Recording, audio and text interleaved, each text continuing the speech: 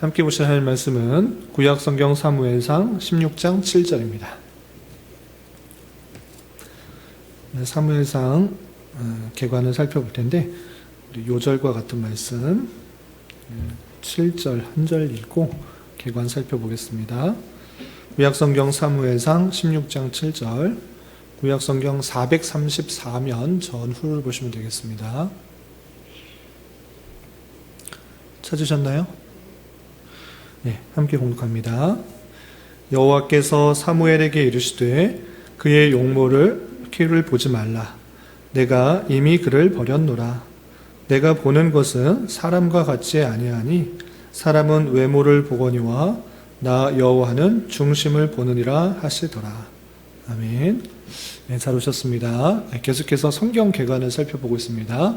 우리 창세기부터 한 권 한 권 계속 개관을 살펴보고 있는데 쭉쭉쭉 나가니까 성경 전체를 우리가 전체를 개략적으로 살펴볼 수 있는 그런 기회도 되는 것 같아요.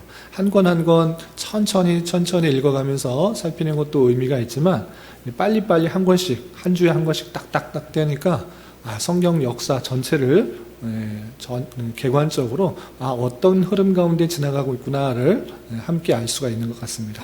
그래서 창세기부터 시작해서 지금 사무엘상까지 왔는데 전체 내용을 요약할 수 없지만 우리 지난주에 배웠던 말씀 어떤 말씀인지 혹시 기억나시나요? 어떤 성경책이었죠? 룻기였습니다. 룻기는 어느 시대입니까? 네? 사사시대. 그러니까 가나안 땅을 정복하고 나서 왕이 세워지기 전까지 이스라엘을 다스렸던 각 지파의 사람들이 있었습니다. 재판관, 통치자라는 이름의 사사들이 있었던 것입니다. 이 사사시대 때는 강력한 힘을 바탕으로 전체 나라가 다스려졌던 것이 아니라 그 백성 스스로 죄악을 범하였을 때, 하나님 앞에 범죄하였을 때 하나님께서 이방의 나라를 통해서 그들에게 압제를 당하게 하고 또 압제를 통해서 하나님을 부르짖게 하고 또 부르짖을 때 하나님께서 다양한 사사들을 통하여서 그들을 구원케 하시고 또 평강을 주실 때 하나님께서 그렇게 하시는데 또 하나님의 말씀을 떠나서 또다시 범죄하는 그런 악순환의 연결고리가 계속적으로 사사시대에 있었던 것입니다. 그래서 얼마나 도덕적으로도 타락하고 또 종교적으로도 타락했는 시대가 사사시대였는가를 우리는 사사기를 통해서 알 수 있었습니다. 그리고 우리가 지난주에 살펴보았던 룻을 통해서 알 수 있는 것은 사사시대에 하나님께서 착한 효부 같은 룻이 있었다라는 것을 단순히 보여주고자 하는 것에 그치지 않고 우리 하나님께서 그 사사시대 정말 혼란스럽고 어두운 그런 시대에도 하나님께서 이방 민족, 특별히 이방 여인을 통하여서도 하나님께서 그 택하신 메시아가 이어지는 그 계보를 이어가시는 놀라운 섭리를 발견할 수 있었던 것입니다. 그래서 단순히 룻기는 시어머니 말을 잘 듣고 따르는 효부의 이야기를 하고자 하는 것이 아니라 물론 그런 이야기도 도덕적으로 교훈받을 수 있지만 그 이면에는 모압 여인, 정말 이방 여인, 그 여인을 통하여서도 그 혼란스럽고도 또 종교적으로 타락한 시대에 하나님께서 메시아를 계속적으로 이어가시는 놀라운 주권을 바라볼 수 있게 된 것입니다. 그리고 나서 이제 사무엘상, 사무엘하 이렇게 이어지게 되는데 그러면 사무엘상은 어떤 이야기가 되는가? 드디어 왕이 세워집니다. 사사기를 볼 때 많이 반복됐던 표현이 뭐였냐면 그때 당시에 왕이 없으므로 사람들이 자기 소견에 옳은 대로 행하였다. 계속 이렇게 표현됐는데 오늘은 드디어 왕이 세워지는 장면이 나옵니다. 왕이 세워질 때 어떤 방식으로 세워졌는지 또 그것을 통해서 우리가 무엇을 깨달아야 되는지 역사서의 하나의 책인 사무엘서를 통해서 살펴보도록 하겠습니다. 그리고 갖고 계시는 교환을 읽어가면서 설명하겠습니다. 첫 번째 명칭, 히브리 원어적인 성경, 히브리 성경 자체에서는 이 사무엘상과 하가 나뉘어져 있을까요? 붙어 있을까요? 나뉘어져 있습니다. 따로 있지 않고 그냥 사무엘의 책들이라고 해서 이렇게 연결되어 있습니다. 그런데 이게 언제부터 나뉘어졌는가라고 할 때 이 히브리어 성경이 헬라어로 번역되면서부터 부피가 많이 늘어났습니다. 왜 부피가 늘어났는가라고 할 때 원래 히브리어 성경 원본에서는 자음만 있고 모음은 없었는데 자음이 추가되면서부터 많이 늘어났던 것입니다. 그래서 히브리 성경을 헬라어로 번역함으로써 책의 부피가 많이 커졌기 때문에 이 70인역 때부터 부피가 크니까 우리가 찾아보기가 좀 어려우니까 편의상 절반으로 나눠서 이렇게 불렸던 것입니다. 그래서 70인역은 사무엘서를 상하로 나누어서 표현을 어떻게 했는가? 왕국 제1서 그리고 왕국 제2서 이렇게 불렸던 것입니다. 그리고 나서 사무엘 상하 다음에 열왕기 상하가 나오는데 그것도 70인역에서는 왕국 제3서, 왕국 제4서 이렇게 70인역에는 불렀던 것입니다. 그래서 70인역에는 사무엘상, 사무엘하, 열왕기상, 열왕기하가 있는 것이 아니라 왕국 제1서, 왕국 제2서, 왕국 제3서, 제4서 이런 식으로 되어 있다. 이렇게 알아두시면 되겠습니다. 그때 이후로 다른 번역 성경들도 다 사무엘서를 반으로 나눠서 이렇게 불리기 시작했던 것입니다. 그래서 영어 성경과 한글 성경도 그대로 번역되어서 영어 성경은 제1 사무엘 그리고 제2 사무엘로 이렇게 칭하여 있고 한글 개역 성경도 사무엘상, 사무엘하 이렇게 개역 한글 성경과 개역 개정 성경 다 이렇게 사무엘상 하로 이렇게 불려졌던 것입니다. 왜 그러면 사무엘이라는 이름이 붙여졌는가라고 할 때 사무엘이 본서 첫 부분의 주인공일 뿐만 아니라 이스라엘의 사울과 다윗 왕에게 기름을 부어준 위대한 선견자였기 때문에 그렇게 이름이 붙여졌다라고 생각할 수 있습니다. 그러면 이 사무엘 상과 하를 기록한 사람은 누구일까요? 누구일 것 같아요? 정확하게는 그 책에 드러나 있지 않습니다. 그래서 미상입니다. 잘 알 수가 없다라고 할 수 있습니다. 그러나 추측은 해볼 수 있어요. 성경 자체에서는 누가 썼다라는 표현이 드러나고 있지 않지만 그것을 추측해 볼 수 있습니다. 첫 번째 추측은 사무엘이 기록했다라는 그런 추측입니다. 그런데 가장 그 사무엘이 어떻게 불려졌고 또 어떤 일을 했는지 정말 직접적인 표현들을 잘 쓰고 있기 때문에 당연히 사무엘로 볼 수 있지 않느냐. 그리고 우리 사사기를 읽을 때도 룻기를 읽을 때도 탈무드에 어떻게 기록되어 있다고 그랬었죠? 사사기와 룻기와 사무엘서는 사무엘이 썼다라는 그런 전승과 탈무드에 기록이 있다라고 이렇게 표현했기 때문에 당연히 사무엘이 쓴 거 아니냐 이렇게 생각할 수 있는데 그런데 사무엘서를 쭉 읽어보면 어떤 이야기도 나올까요? 사무엘이 죽은 이야기가 나와요. 사무엘이 죽고 난 이야기가 나오기 때문에 아니 사무엘이 썼다고 그러면 어떻게 죽은 이야기가 나오냐? 이건 말이 되지 않는다. 사무엘이 쓴 거 아니다. 이렇게 말하는데 그럼에도 불구하고 그 앞부분 사무엘이 기록한 사무엘과 관련된 이야기는 사무엘이 썼고 그 뒤에는 다른 사람이 덧붙여서 쓰지 않았을까 이렇게 생각도 하는 것입니다. 그리고 둘째로 다윗이라는 견해도 있습니다. 왜냐하면 사무엘 상과 하를 볼 때 전체 이야기가 다 어떤 주인공이 나오는가 어떤 이야기가 가장 많이 나오는가 사무엘이 가장 많이 나오는 것이 아니라 누가 가장 많이 나온다? 다윗이 가장 많이 나오는 것입니다. 그렇기 때문에 다윗이 썼을 것이다 이렇게 생각할 수 있는 것입니다. 혹시 졸리면 뒤쪽에 간식을 먹으면서 이렇게 좀 졸음을 깼으면 좋겠습니다. 그리고 세 번째는 선지자 생도 중에 한 사람이 편집했을 것이다 라는 견해도 있습니다. 왜냐하면 역대상 29장 29절 옆에 그 메모란에 있죠. 어떤 표현이냐면 다윗 왕의 행적은 처음부터 끝까지 선견자 사무엘의 글과 선지자의 나단의 글과 선견자 갓의 글에 기록되었다라는 표현이 어디에 나온다? 역대상에 나오고 있습니다. 역대상을 잘 읽어보니까 사무엘의 글, 선지자 나단의 글, 선견자 갓의 글, 이것에 기록되고 있네. 이게 묶여있는 게 사무엘상하가 아닌가 라고 추측은 할 수가 있습니다. 그래서 사무엘도 쓰고 나단도 쓰고 갓도 썼다. 그게 합쳐진 게 사무엘상하다라고 주장하는 분도 있습니다.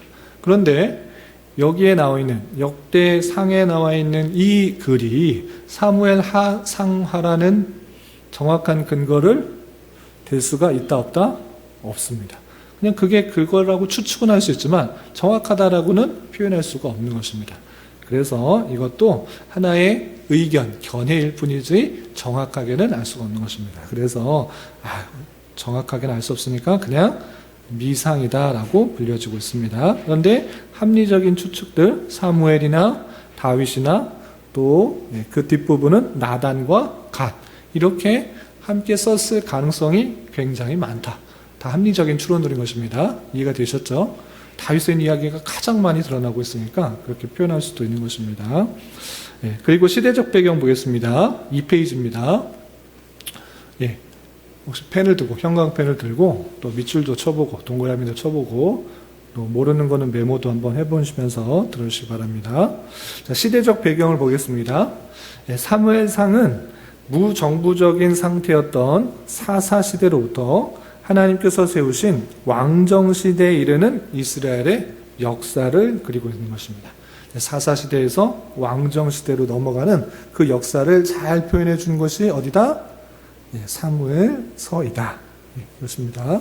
하나님께서 세우신 왕정시대가 무엇인가 라고 할 때 하나님께서 왕들을 임명하시고 그들이 이스라엘의 참 왕이신 주님의 대리자로서 일한 때를 왕정시대다라는 것입니다.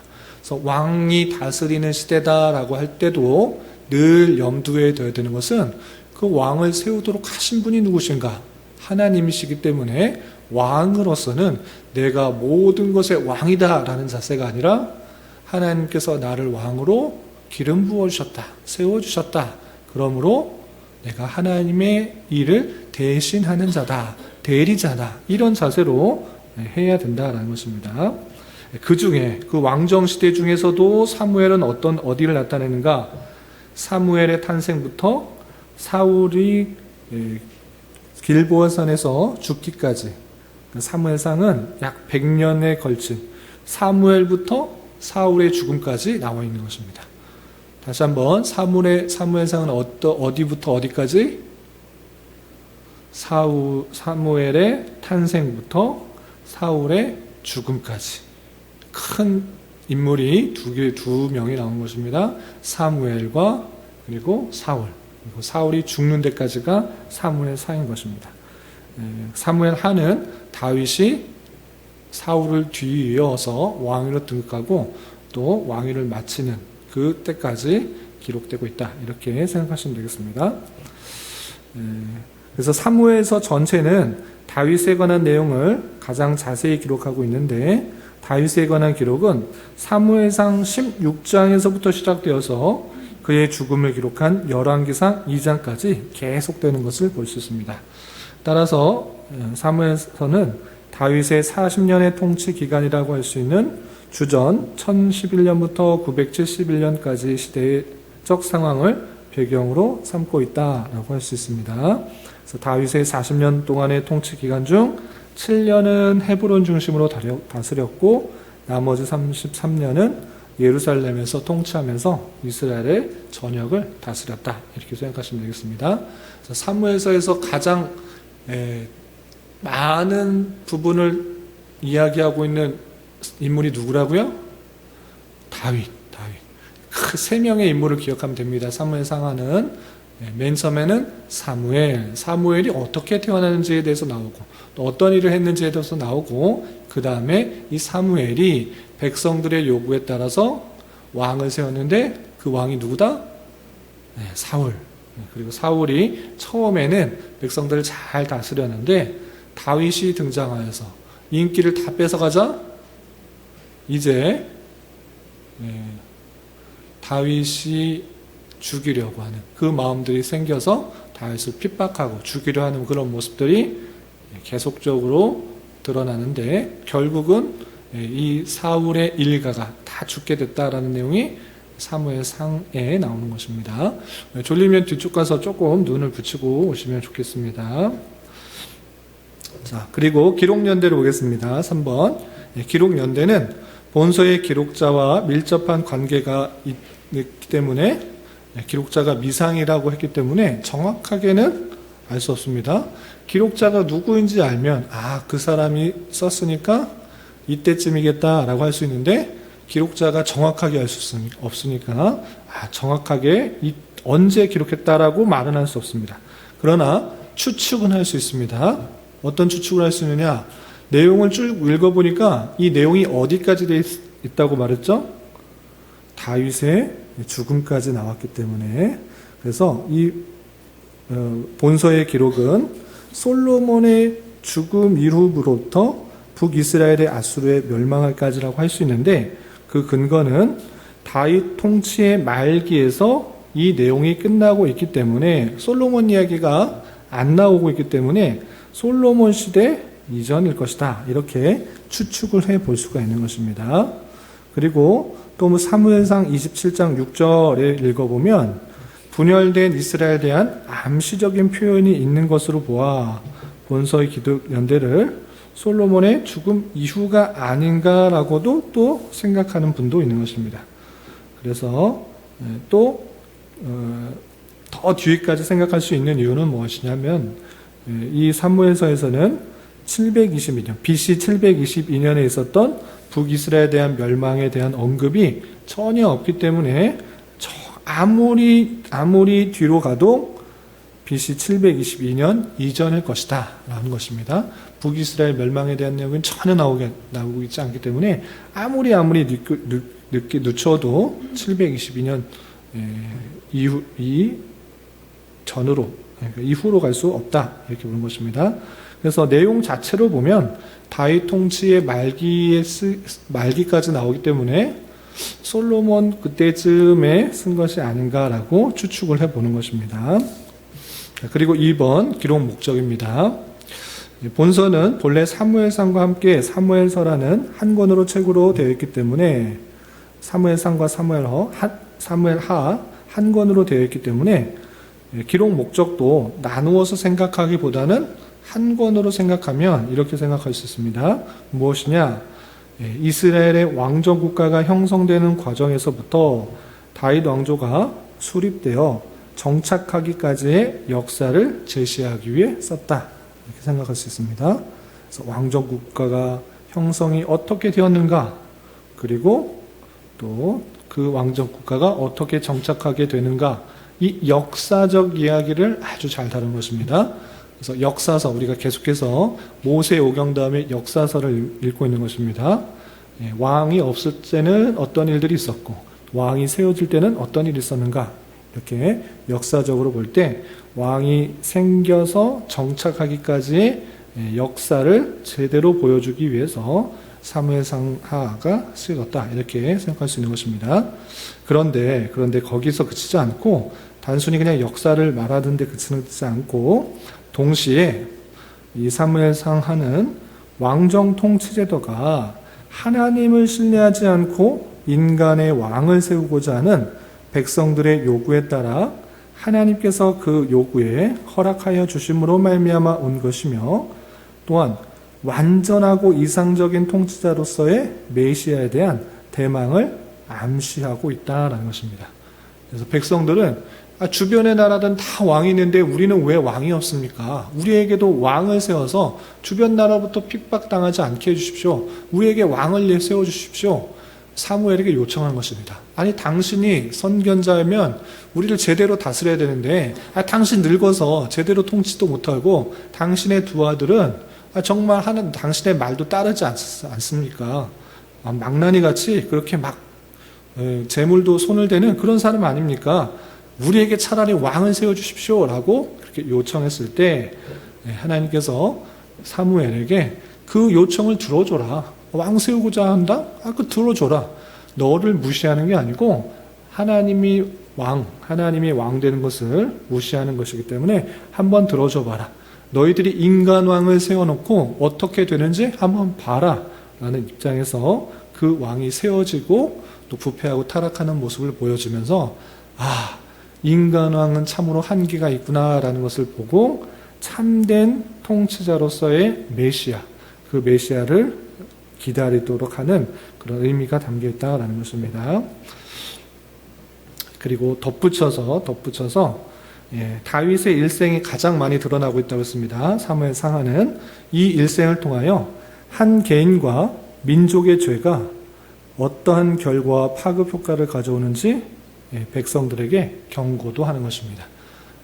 그 다윗조차도, 사울도, 다윗도 그 죄로 말미암아 어떤 결과로 나타나는지 아주 적나라하게 드러나고 있다, 이렇게 생각하시면 되겠습니다.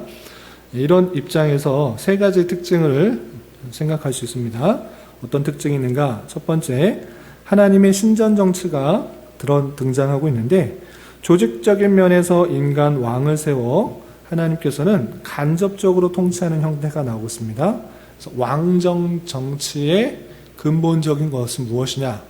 하나님 없이 우리는 왕으로 다스림 받겠다, 이런 것이 아니라 간접적인 통치를 기대하는 것입니다. 하나님께서 그 왕을 통하여서 통치하는 그런 방식이 등장하는 것이 왕정 제도다 라고 할 수가 있고, 그럼에도 불구하고 그 이스라엘 백성들이 요구한 왕정에 대한 통치는 불완전할 수밖에 없는 제도인 것입니다. 하지만 본서에서는 하나님께서 왕정 체제를 통한 간접 통치 방법을 보여주고 계시고, 이것은 곧 역사를 통치하시는 하나님의 섭리를 계시하고 있다라는 것입니다. 그리고 그 섭리에는 그리스도를 계시하고 있는데 앞으로 임하게 될 완전하고 불변할 메시아 왕국을 대망하도록 요구했다라는 것입니다. 이것이 중요한 특징인 것입니다. 왕정 통치의 궁극적인 것은 메시아를 통한 참된 왕, 그리고 그로 말미암은 완전한 통치, 이것을 기다리도록 하는 특징이 있다는 것입니다. 그리고 둘째, 인간 심령의 죄악성과 그 죄의 인과응보를 보여주고 있습니다. 다윗은 훌륭한 하나님의 종이었지만 사무엘과 엘리처럼 하나님을 거역한 자식들을 갖고 있었습니다. 또한 성군이라 칭함받던 다윗도 음행과 살인을 범하였습니다. 다윗은 진실로 회개했지만 그 죄의 형벌을 매섭게 치러야 했던 것입니다. 이것은 사무엘 하에 나오는 이야기지만 이 다윗의 그 범죄로 말미암아 맞게 되는 그 다양한 그 어려움, 환난들, 그런 것들이 찾아오게 된다는 것은 이 사무에서도 아주 강하게 말하고 있는 것입니다. 그리고 중요한 것, 셋째가 중요한데, 이 다윗을 통하여서 약속하신 하나님의 뜻이 나타나는 것입니다. 사무엘 하에 나오는데, 이 다윗 언약을 통하여서 다윗에게 그 자신을 통하여서 영원한 왕위와 나라를 약속해주는 언약을 맺으셨다라는 것입니다. 그래서 이것은 그냥 다윗의 바로 아들 솔로몬을 통해서 참된 영원한 왕국이 나타날 것을 말하는 것이 아니라 그의 그의 나오는 자손을 통해서 참된 영원한 통치자의 왕이 나타날 것이고 하나님의 나라의 완성이 일어날 것을 표현하고 있는 것입니다. 그래서 계속해서 우리가 창세기부터 계속 보고 있는 바, 하나님께서 그 메시아, 그 여인의 후손, 그것을 다윗에게 다시 한번 말씀해 주시는, 약속해 주시는 아주 중요한 언약이 드러나 있다. 하나님의 약속이 드러나 있는 그런 책이다. 이렇게 할 수가 있는 것입니다. 그리고 이 다윗에게 하신 언약, 이것도 우리가 지난주에 살펴본 것과 같이 룻이라는 이방 여인을 통하여서 그 다윗이 나게 하고, 또 다윗을 통하여서 계속적으로 하나님의 그 메시아, 참된 왕이 나오게 하시는 하나님의 놀라운 주권과 놀라운 섭리를 우리는 계속해서 발견할 수 있어야 될 것입니다. 아시겠죠? 이런 가운데 신학적인 주제도 살펴보겠습니다. 첫 번째, 왕정시대의 의미를 살펴볼 수 있는데, 사무엘상을 어떻게 보든지 간에 그 핵심 사상은 그리스도입니다. 그리스도. 참된 왕이신 그리스도인 것입니다. 따라서 단지 여러 사건들, 그냥 읽다 보면 여러 사건들이 나타나는데 사건들 자체만 집중하다 보면 예수 그리스도에 대한 내용을 잊기가 쉽습니다. 그런데 성경 어디를 읽든지 간에 예수 그리스도에 대한, 메시아에 대한, 하나님께서 구원하시겠다라는 그 사상을 놓지 말아야 되는 것입니다. 그래서 이 왕정시대를 읽으면서도 핵심 사상인 그리스도를 놓지 말아야 되는 것입니다. 그런데 이 왕정시대가 어떻게 생겼는가, 그 개요를 약간 다시 한번 살펴보면 이스라엘 백성들이 사무엘이 늙고 그 아들들은 행실이 좋지 못하여 왕을 세워달라고 요청하는 것입니다. 그러할 때 여호와께서는 사무엘에게 백성들이 그렇게 요청한다? 그럼 요청 들어줘라. 왕 세워주려고 그러면 왕 세워줘라. 이렇게 했던 것입니다. 그런데 그 왕을 세워달라는 그 마음속에서는 하나님을 버리고 자기들의 왕이 되지 못하게, 하나님을 내 참 왕으로 받아들이지 않는 그런 모습들이 있다라는 것을 정확하게 지적하고 있는 것을 볼 수 있습니다. 그리고 정말 그들의 요청대로 눈에 보이는 왕, 아주 자신들을 확실하게 다스려줄 인간 왕을 세워보도록 하였는데, 그 보도록 한 첫 번째 왕이 누구다? 사울이었습니다. 사울. 그런데 이 사울은 외적인 것으로 볼 때 다른 누구보다 훨씬 더 뛰어난 왕이었습니다. 키도 다른 사람보다 어깨보다 훨씬 더 위에 있는, 그러니까 사울의 키가 사람들의 어깨밖에 미치지 않을 정도로 훨씬 더 크고 준수하고 아주 멋있는 그런 모습이었던 것입니다. 그런데 그 멋있던, 외적으로는 정말 이 사람이 왕이 되어야 된다라고 했던 그 왕이 오히려 교만하고 불순종하여서 하나님으로부터 버림을 받게 되는 현실을 맞게 되는 것입니다. 그리고 하나님께서는 외적인 것이 아니라 이 사울왕을 버리고 다윗을, 다음 왕을 뽑는데, 사무엘에게 너 외적인 것 보지 말고 사울처럼 외적인 것을 보는 것이 아니라 그 마음의 중심을 봐라. 여호와는 중심을 보신다. 사람은 외모를 보지만 하나님은 중심을 보신다 라고 하면서 그 마음 속에 있는 온전한 순종의 모습을 갖고 있는 다윗을 왕으로 세우는 것을 볼 수 있습니다. 하나님께서 세우신 자는 외모로 보는 것이 아니라 그 마음의 중심을 보신다. 그리고 이 다윗의 모습을 통해서 장차 오실 메시아를 생각하도록 하나님께서 택하신 자, 하나님께서 택하신 그 사람을 통하여서 메시아가 올 수 있도록 하는 주권 사상도 볼 수가 있는 것입니다. 그래서 왕정 형태를 통하여 하나님의 아들이신 주 예수 그리스도의 오심을 가리키고 있다는 점을 생각해 볼 때 종말론적이라고 할 수 있습니다. 다시 한번 왕정 형태를 생각하면서 궁극적인 참된 나라의 왕이 오실 것이다라는 그 개념들이 있다라고 할 때 한편으로는 종말론적이다라고 생각할 수 있는 것입니다. 그래서 이 그리스도, 다윗의 자손을 통해서 오실 그 메시아 그리스도는 때가 참에 메시아 역할과 중보자 역할을 하는 참된 왕으로 오셔서 만물을 발 아래 굴복시킬 때까지 온전히 통치하는 모습으로 등장하게 된다라는 것을 살펴볼 수 있습니다. 왕정시대의 시작은 참된 메시아를 통한 왕의 모습을 생각하도록 한다라는 것들을 함께 염두에서 바라보시면 좋을 것입니다. 그리고 또 사무엘상하를 읽으면서도 잊지 말아야 될 신학적 주제는 하나님의 절대의 조건인 것입니다. 어떻게 생각할 수 있느냐? 사무엘서를 보면 많은 전쟁이 나옵니다.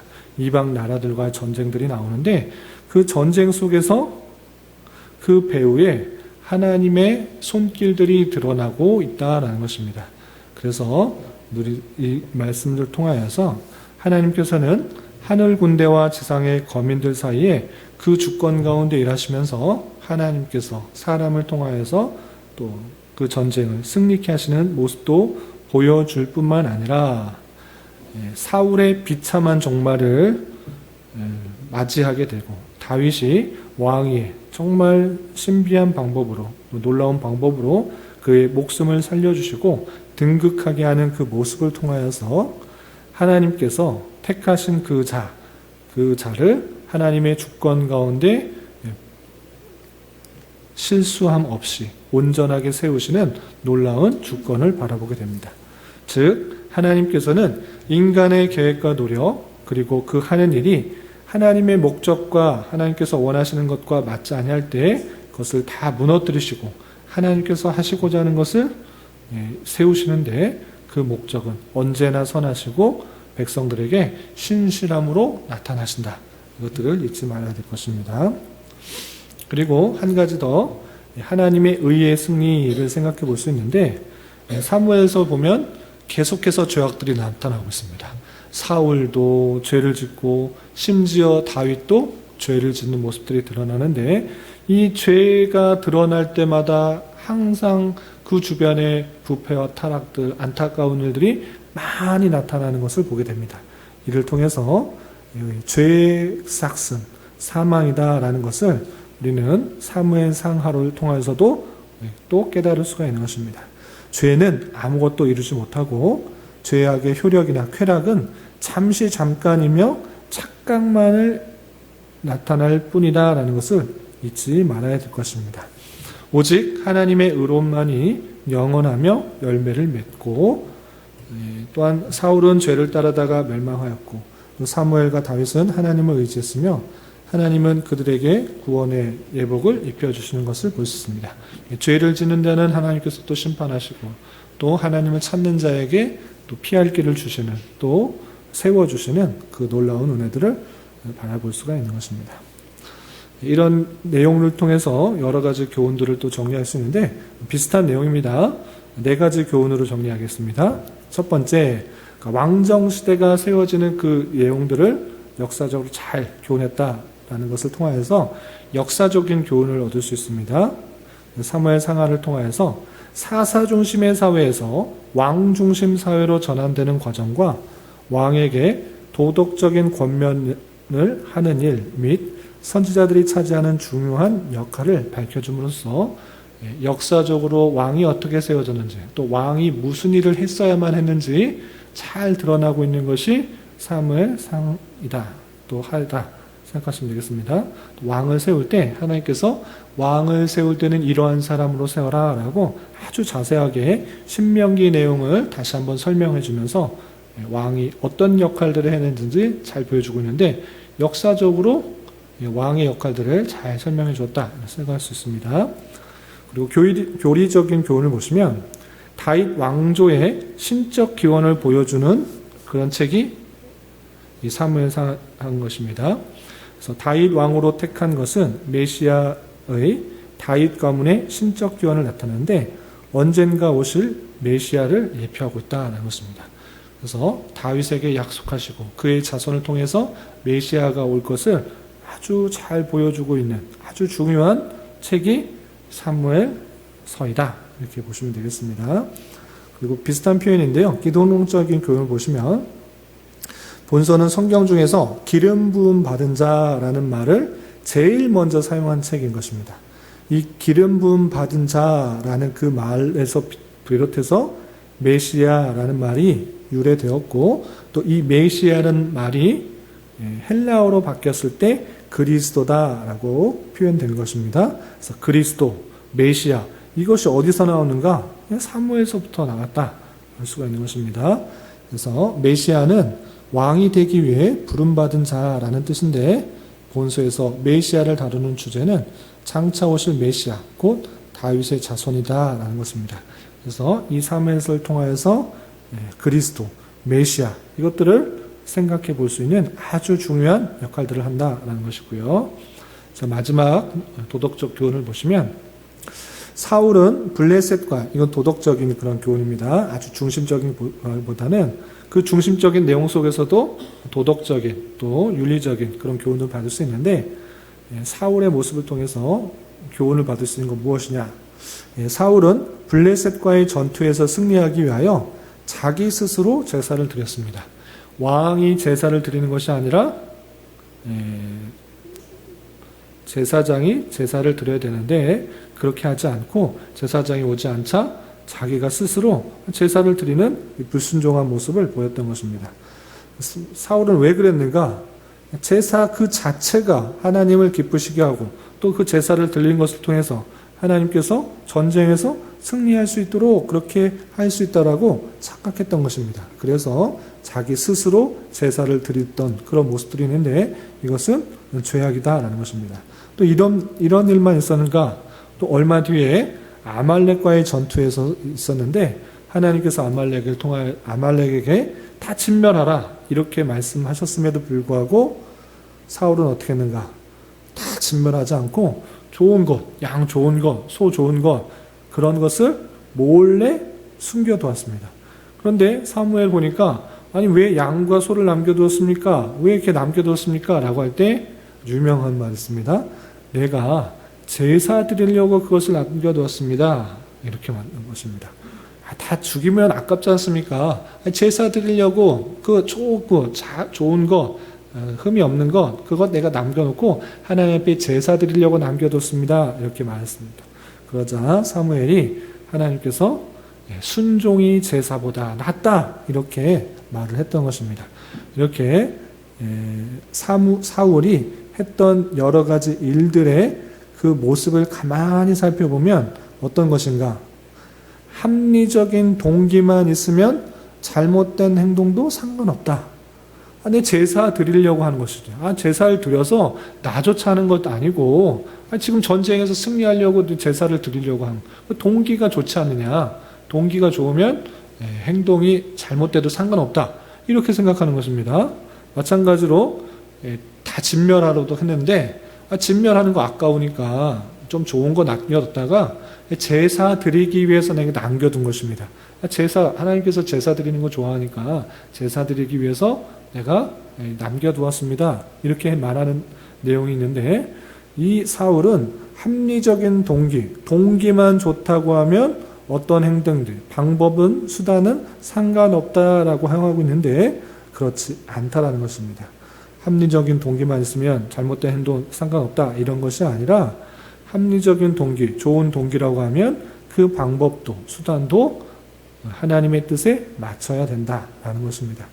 그렇게 잘못된 행동, 잘못된 방법, 잘못된 수단 통해서 하나님의 명령을 순종하지 않았고 하나님께서는 그를 버리신 그 모습을 잘 살펴봐야 될 것입니다. 그리고 또 한 가지 교훈은 사울은 아주 좋은 조건들이 많이 있었다는 것입니다. 많은 사람들로부터 존경을 받을 수가 있었고 또 많은 사람들이 권위를 세워줬기 때문에 많은 것들을 할 수 있었습니다. 또 왕이었기 때문에 사람들로부터 많은 세금들을 받아서 누릴 수가 있었습니다. 또한 아까도 말씀드린 것처럼 그의 모습이 너무나 준수했어요. 저렇게 어떻게 잘생겼을 수가 있을까? 저런 아름다운 용모가 있을 수 있을까? 그리고 키도 어떻게 저렇게 클 수가 있을까? 많은 사람들이 부러워할 만한 모든 것들을 가진 사람이었습니다. 그러나 그것을 정말 올바르게 사용하였는가? 그렇지 못했던 것입니다. 자기의 욕심과 자기의 만족을 위해서 많은 사람들이 더 그것을 바치는 사람들이 되기를 원했고 나보다 더 뛰어난 사람이 있으면 그것을 참아내지 못했던 것입니다. 그래서 다윗이 큰 전쟁에서 승리를 하자 골리앗을 죽이자 사람들이 다윗을 막 친송하기 시작했어요. 그것을 받아들이지 못한 질투에서 그치는 것이 아니라 나보다 더 인기가 많으면 얘가 왕이 되겠구나. 가만 놔두면 안 되겠구나. 그래서 죽이려고 했던 그 모습들을 보게 됩니다. 그 모습을 보면서 참으로 안타깝구나. 많은 기회, 많은 것을 가진 자지만 그것을 잘 활용하지 못하고 남을 세워주지 못하고 자신의 유익과 만족과 기쁨만을 위해서 허비하고 잘못하게 사용한 그 모습들 하나님께서 참으로 그를 치시는 모습을 통해서 사울은 많은 기회를 얻었지만 그 기회를 잘 사용하지 못하고 사람을 죽이고 또 헛된 일에 온 힘을 다 허비하다가 비참한 죽음을 맞이하는 그 모습을 보게 됩니다. 이런 모습처럼 우리 또한 남보다 더 가진 기회들이 있을 것입니다. 그러할 때 그 기회들을 정말 잘 사용하고 있는가? 하나님께서 원하시는 일들로 잘 사용하고 있는가? 하나님의 공동체를 위해서 잘 사용하고 있는가? 아니면 나의 기쁨과 나의 만족과 나의 뛰어난만을 위해서 살아가고 있지는 않은가? 되돌아보면서 받은 기회를 잘 활용하고 사용하면서 지내야 될 것입니다. 여기까지고 마지막 구조를 보시면 총 31장까지 되어 있는데 세 부분을 나누면 1장부터 7장까지는 제사장 엘리와 선지자 사무엘에 대해서 나오고요.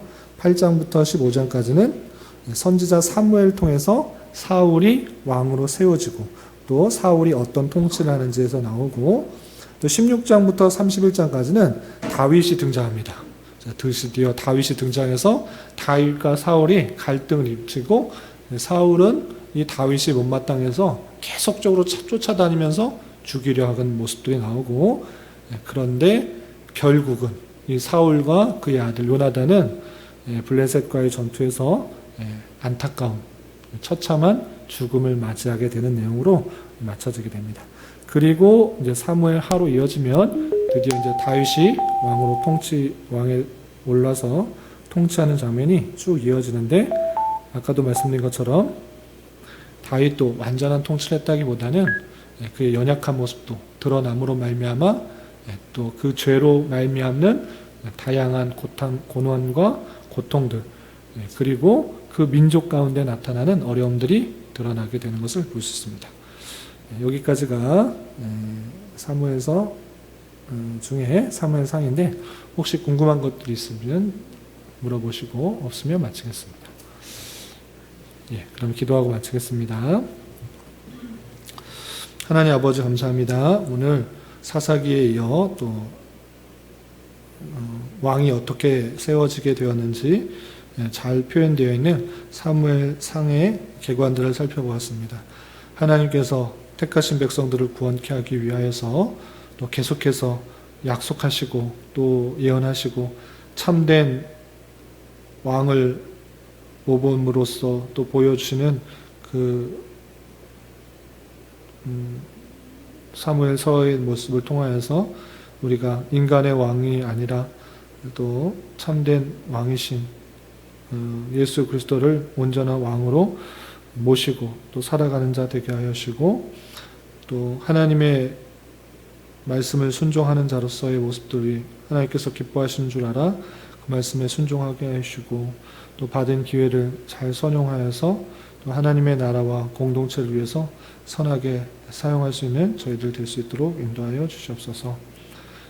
주님, 교회 내 여러 가지 어려움과 힘듦으로 또 주님께 간절히 기도하는 여러 손길들이 있사오니 주님 붙들어 주시고 가장 선한 것들로 응답하여 주셔서 하나님께서 또 성도들을 향해서 가장 필요할 때 또 갚아주시는 놀라운 하나님의 섭리들을 발견할 수 있는 자 되게 하여 주시옵소서. 추운 날씨에 또 교회 성도들 건강 지켜주시고 또 돌아오는 주일에 또 함께 나와 서로 교제하며 하나님께 예배할 수 있는 귀한 은혜 허락하여 주시옵소서. 예수님의 이름으로 감사히 기도드리옵나이다. 아멘.